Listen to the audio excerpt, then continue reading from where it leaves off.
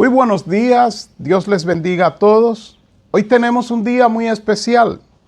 Estamos a 18 de septiembre y tenemos encima una tormenta que nos ha llegado. La tormenta Fiona, que está atacando en breve, en unas cuantas horas, estará dando fuerte aquí en Puerto Rico con muchas lluvias y en otros países como en República Dominicana. Creo que debemos comenzar orando. Estamos haciendo lo que tenemos que hacer, que es orar por ustedes, orar para que el Señor se glorifique. Estamos transmitiendo ahora mismo a las 9:37 de la mañana. Estamos aquí porque quisimos venir a orar, quisimos venir a glorificar al Señor. No tenemos hermanos aquí presencial porque pedimos que se quedaran en sus casas, pero sí tenemos la presencia del Señor, que es lo que necesitamos en nuestras vidas prioritariamente. Como dice la Biblia en Mateo 6:33, mas buscad primeramente el reino de Dios y su justicia, y todas las demás cosas os vendrán por añadidura. Permítame orar en este momento por usted, por mí, por mi familia, por la familia de esta gloriosa nación y de las otras naciones donde este fenómeno, que era una tormenta, pero que ya se anuncia como huracán, está entrando y que ha pasado ya por algunos lugares. Oremos juntos. Señor, gracias. Tú eres Dios de amor, de paz y de esperanza. Y por eso estamos clamando a ti, Señor. Por eso estamos presentándonos ante ti, dándote la gloria, la honra, la alabanza, Señor. No estamos orando, sino clamando, gimiendo y humillándonos en tu presencia. Señor, nos humillamos por nosotros mismos, por nuestras familias. Nos humillamos, Señor, por nuestra nación, pidiéndote, oh Dios, que en lo que te hemos ofendido, tú nos perdone y que nos guarde, Señor, y nos lleve en tus manos gloriosas en este día, Padre. No solamente en este día, sino en todo lo que nos resta de nuestras vidas, pero en especial hoy, Señor, que en unas horas estaremos recibiendo, Padre, los embates de la lluvia y los vientos de este fenómeno.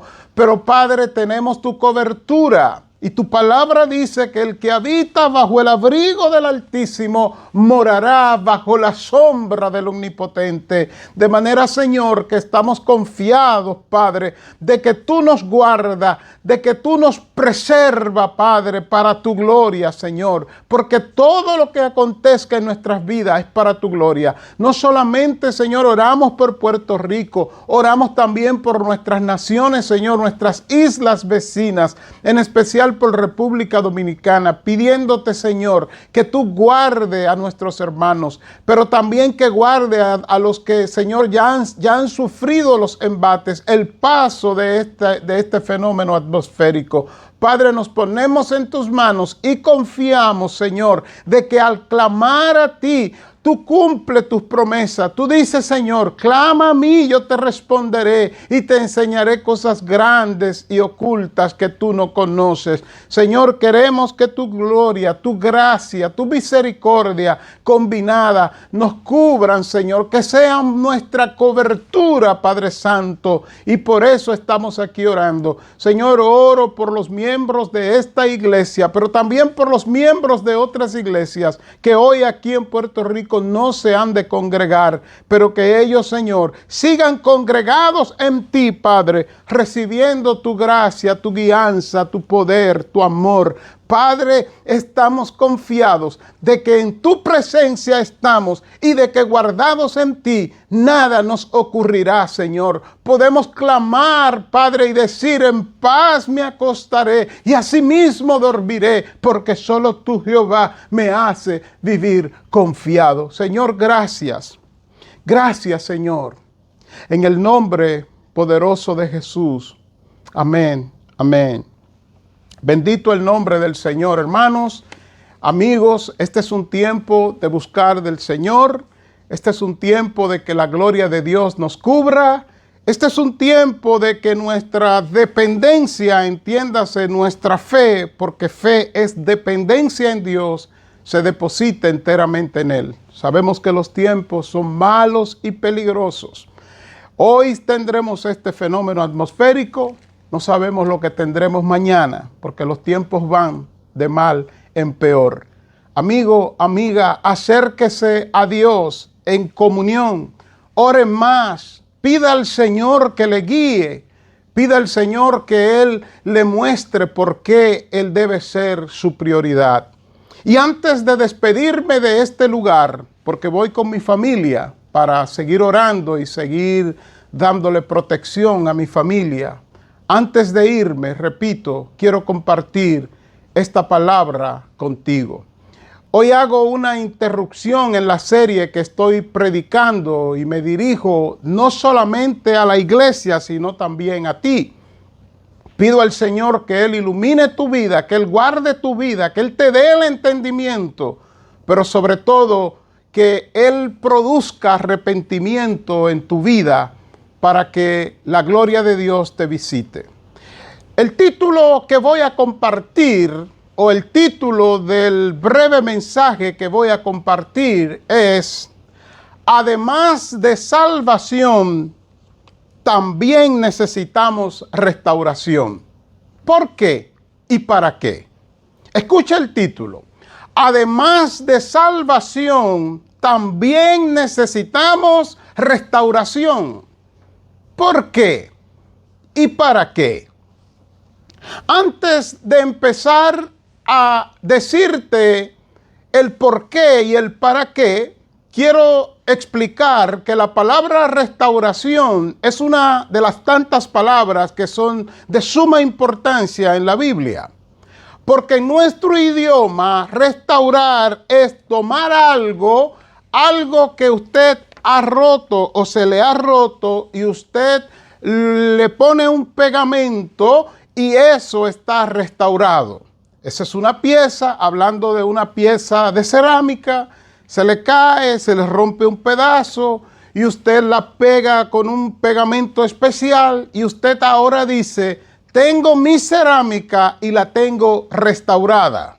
Pero escuche bien, en la Biblia la palabra restauración no significa lo mismo que en nuestro idioma.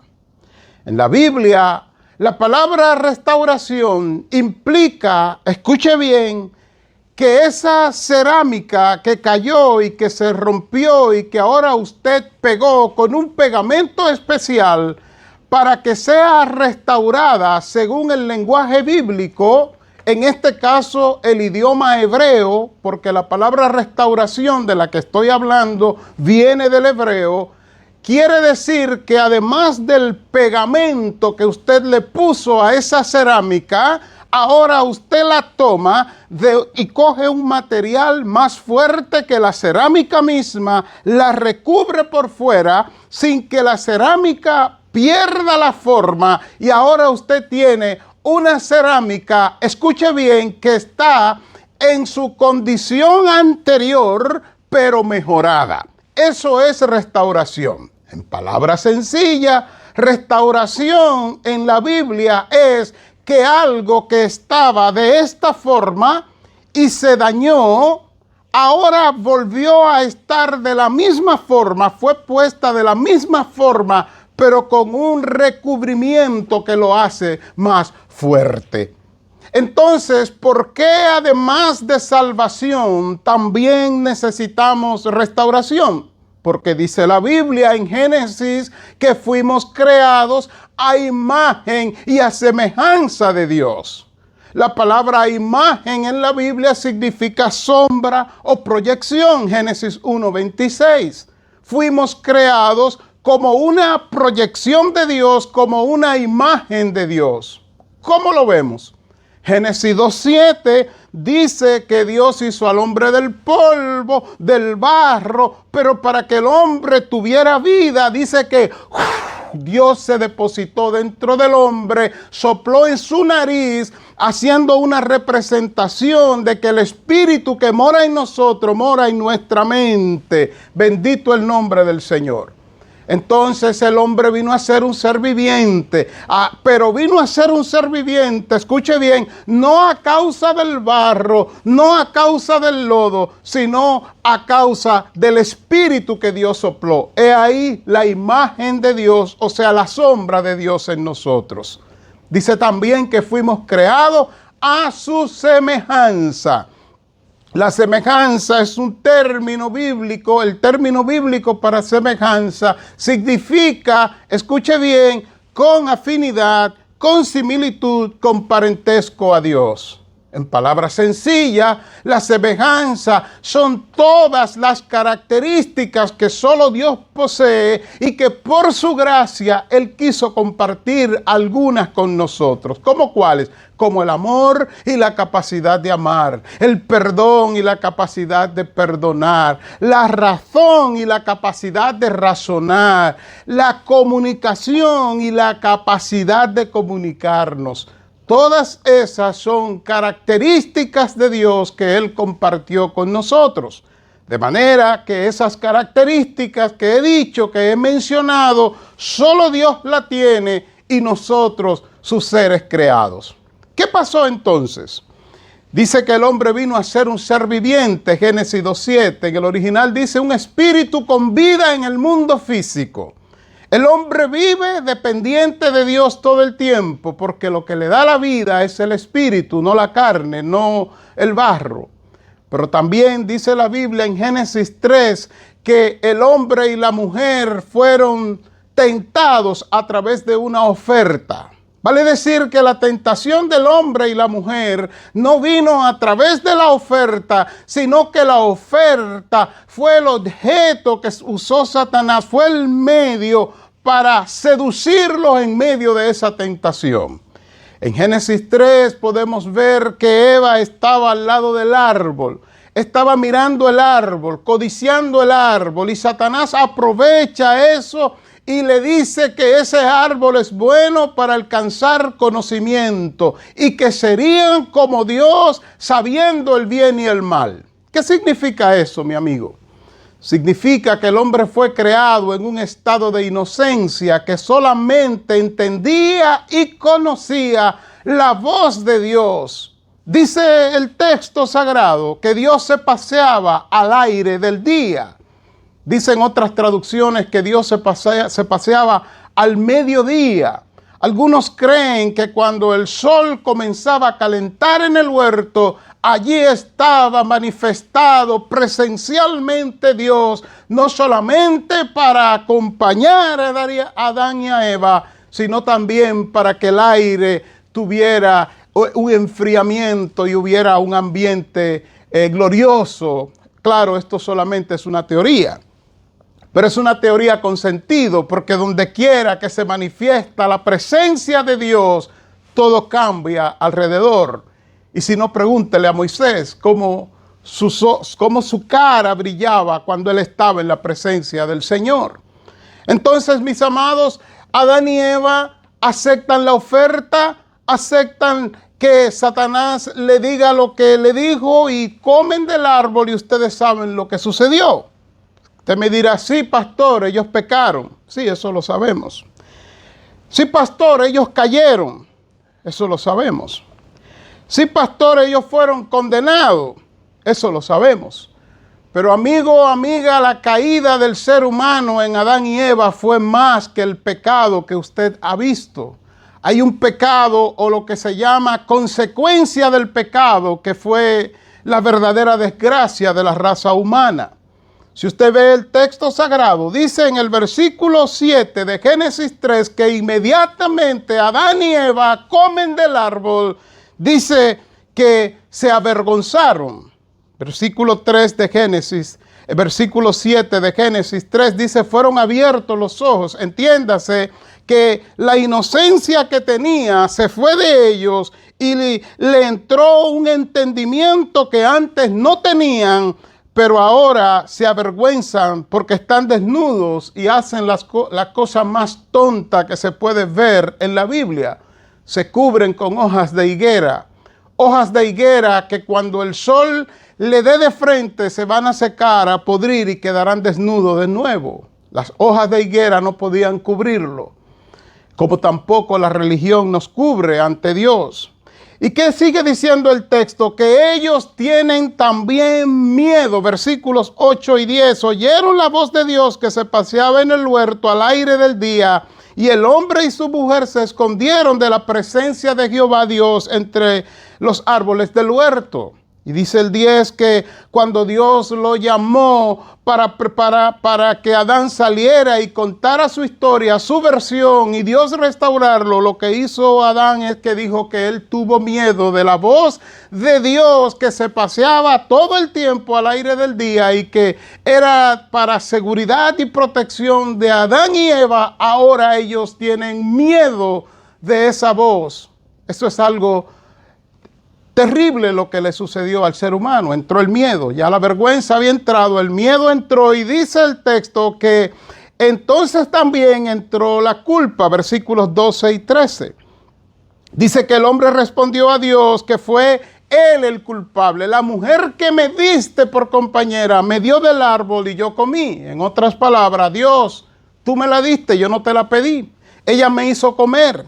Y la mujer dijo, no fui yo, fue la serpiente. Y ahí entraron, escuche bien, 3 sentimientos llamados en psicología sentimientos primarios. Son primarios, escuche ahora, porque estos sentimientos, miedo, vergüenza y culpa, modificaron la personalidad que Dios había creado a su imagen y semejanza. Ahora el ser todavía es a su imagen y semejanza de Dios, pero esa imagen y semejanza ha sido enlodada, afectada, ha sido dañada literalmente, y lo que se ve no es la imagen de Dios, no es la semejanza de Dios, sino lo que se ve en el ser ahora caído es el miedo, la vergüenza y la culpa.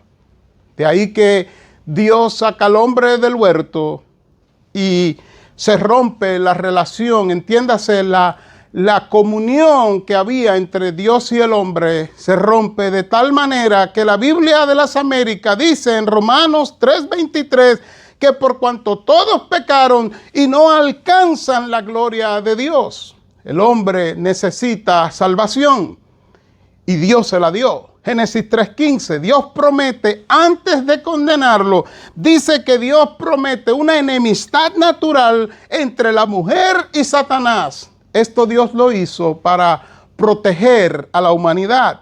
Dios puso un límite hasta donde Satanás podía llegar en su acercamiento hacia la raza humana a través de Eva. Los hizo enemigos naturales en el mundo espiritual. Y dice que Él promete que el Hijo de la mujer, Jesucristo, vendría y aplastaría la cabeza de Satanás. ¿Cómo y dónde se cumple eso? Dice la Biblia en el libro de Juan, capítulo 1, versículos 1 al 5, que Jesucristo, antes de venir a la tierra, Él es la palabra, el logo. En el principio era el logo, y el logo era con Dios, y el logo era Dios. Este era en el principio con Dios, y escuche ahora, todas las cosas por Él fueron hechas, y sin Él nada de lo que ha sido hecho fue hecho. De manera que ahora esa palabra de Dios que ha existido siempre con Dios, ha coexistido con Dios, que ha sido quien ha creado todo de Dios y para Dios, dice el versículo 14 de Juan 1 que esa palabra, escuche bien, se hizo carne, se encarnó. Escuche cómo lo dice en esta versión. Dice, la palabra se hizo hombre y vivió entre nosotros, lleno de generoso amor y verdad, y vimos su esplendor, ese esplendor que pertenece al Hijo único del Padre. Y entonces dice la Biblia que ahora todo el que recibe esa palabra, que es Cristo, esa palabra encarnada, es, escuche bien, es restaurado, o más bien es salvado en Dios. ¿Cómo dice la palabra? Dice, todo aquel que en Él cree, escuche bien, dice, y más a todos los que le recibieron, a los que creen en su nombre, les dio potestad de ser hechos hijos de Dios. Ahí está la salvación. Pero entonces, y este es mi tema principal, y en este me quedo, y aquí le doy el pasaje que vamos a ver, que es Romanos 12, 1 al 2. En esta versión me gusta como lo dice, porque ahora estamos salvados en Cristo, ya hemos sido librados de la condenación eterna. Pero le hago esta pregunta, ¿y eso es todo lo que Dios tiene para nosotros? Fíjese que no, porque si usted lee Romanos 8:29, dice que Dios ha preparado todas las cosas, nos ha predestinado, o sea, guardado de antemano para hacernos conforme a la imagen de su Hijo. Y eso no está hablando de la eternidad, sino ahora, en este tiempo, Dios quiere conformarnos a la imagen de su Hijo. ¿Cómo lo sabemos? Porque la Biblia dice que el Señor comenzó una buena obra y la perfeccionará. O sea, que Él nos irá perfeccionando conforme a la imagen de su Hijo mientras estemos en la tierra. En palabras sencillas, mi amigo, mi amiga, además de salvación en Cristo, que ya le mostré cómo se obtiene, que su palabra, la palabra de Dios, se hizo carne, y cuando la recibimos, Juan 1:12 nos da el derecho, la potestad, nos da la autoridad de ser hechos hijos de Dios, y ahí está la salvación. Pero ahora necesitamos lo más importante después de la salvación. La salvación es lo más importante y después viene el proceso de restauración. Le pregunto, ¿qué pasó en Génesis 3? ¿Qué pasó? Que cuando el hombre pecó entraron 3 sentimientos que modificaron la personalidad de Dios. 3 sentimientos: miedo, vergüenza y culpa, que atacaron directamente al ser espiritual que Dios sopló en Génesis 2:7. En otras palabras, en la mente del hombre se instauró una especie de dictadura emocional que lo dañó, lo descompuso, lo descarriló. Y ahora, aunque Satanás desapareciera de su vida o de mi vida, nosotros seguiríamos pecando igualmente, porque como dice el apóstol Pablo en Romanos 7, no es que lo de afuera nos hace pecar, es que el pecado mora en nosotros. Entiéndase que el miedo, la vergüenza y la culpa son nuestros enemigos mayores que nos incitan y nos llevan y nos descarrían para que no podamos obedecerle a Dios. ¿Y cómo sabemos eso? Escuche lo que dice la Biblia y es mi último pasaje. Romanos 12, en esta versión, Palabra de Dios para Todos, dice el Señor: por eso, hermanos, puesto que Dios nos ha mostrado tanta misericordia, les ruego que entreguen todo su ser como un sacrificio vivo a Dios. Y escuche ahora. Esa ofrenda, que es su vida, debe estar dedicada solamente a Dios para poder agradarle. Esta clase de adoración es la que realmente tiene sentido. Y ahora el versículo 2 muestra más claro qué es lo que el Señor nos está diciendo. Escuche ahora: no vivan según el modelo de este mundo. Mejor dejen que Dios, escuche bien, transforme su vida con una nueva manera de pensar. Así podrán entender y aceptar lo que Dios quiere y también lo que es bueno, perfecto y agradable a Él. Ahí está el tratado de Dios, mis queridos hermanos. Necesitamos salvación. Los que ya nos convertimos a Cristo ya la tenemos. Pero necesitamos restauración también. ¿Qué es la restauración? Si vamos al término, ya se lo dije al principio, es algo que está dañado, que está roto, pegarlo. Pero después de pegarlo, ponerlo junto, entonces cubrirlo de tal manera que ahora está reforzado cuando lo miramos con relación a su condición original. Pues nosotros necesitamos esa restauración. ¿Y cuál es la restauración? La restauración de nuestra mente. Necesitamos que esos sentimientos que hay en nosotros, el miedo, la vergüenza y la culpa que vienen desde Génesis y que han dañado nuestra mente, sean neutralizados. Y solamente pueden ser neutralizados a través de la palabra de Dios cuando ésta modifica nuestra manera de pensar. No estoy haciendo un análisis, estoy citando la Biblia. Escúchelo aquí. Por favor, escuche Romanos 12:2, versión Palabra de Dios para Todos. No vivan según el modelo de este mundo. ¿Qué hago entonces, Señor? Mejor dejen que Dios transforme su vida ¿Y cómo la transforma? Escucha ahora, con una nueva manera de pensar. Así podrán entender y aceptar lo que Dios quiere y también lo que es bueno, perfecto y agradable a Él.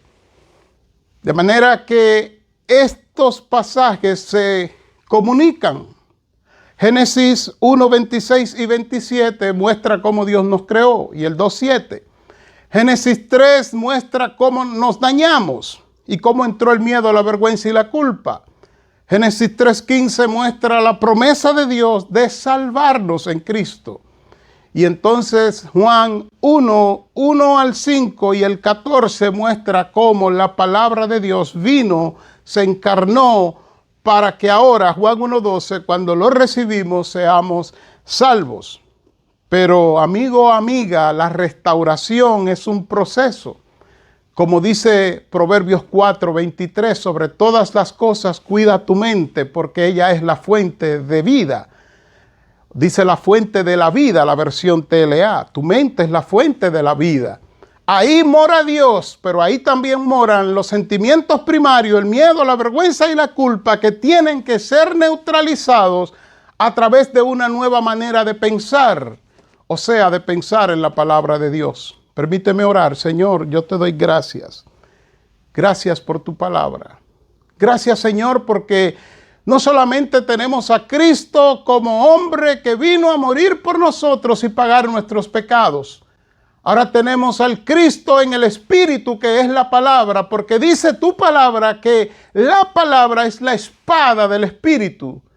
Y tú quieres transformar nuestra mente a través de tu palabra, creando en nosotros una manera nueva de pensar y por ende de actuar, para que esos sentimientos de miedo, vergüenza y culpa que nos dañaron en Génesis queden neutralizados y podamos vivir nuestra vida agradándote a ti. Señor, yo te doy gracias en el nombre de Jesús. Mi amigo, si usted no ha recibido a Cristo, mi amigo, mi amiga, hágalo. No pierda el tiempo. Los tiempos son peligrosos. Usted que ya lo recibió, ya usted es salvo. Dedíquese a dejarse transformar de Dios a través de su palabra, a través de crearle una nueva manera de pensar. Y recuerde, estamos aquí para poblar el cielo, despoblando el infierno. Dios te bendiga.